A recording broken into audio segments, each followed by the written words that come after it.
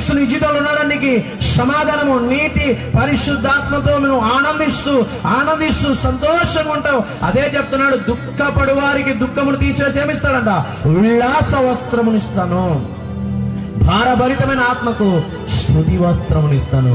స్తుతి అంటే ఆయన చేసిన మేలులు మనం ఎప్పుడు కూడా స్తుతించే వారమై ఉండాలని. ఆమె స్తుతించే వారమై ఉండాలి, ఘనపరిచే వారమై ఉండాలి, దేవుడి మహిమపరిచే వారమై ఉండాలని ప్రభు ఆశపడుతున్నాడు. అందుకే యేసమంటాడు కదా, లూకా సువార్త 17వ అధ్యాయం 21వ వచనం మనం చూస్తే, లూకా సువార్త 17వ అధ్యాయం 21వ వచనం చూద్దాం. దేవుని రాజ్యం ఎక్కడుందని యేసు చెప్తున్నాడు. ఎందుకనగా ఏమా,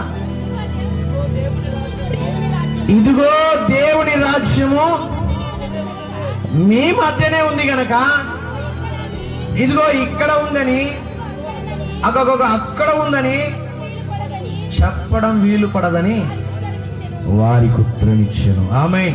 యేసుక్రీస్తు ప్రభు నీతో ఉన్నప్పుడు ఆయన రాజ్యం కూడా నీతోనే ఉంది, నీతోనే కదులుతుంది, నీ వెంబడే వస్తుంది. ఆమేన్. చప్పాలు కొట్టి దేవుని మహిమపడదాం.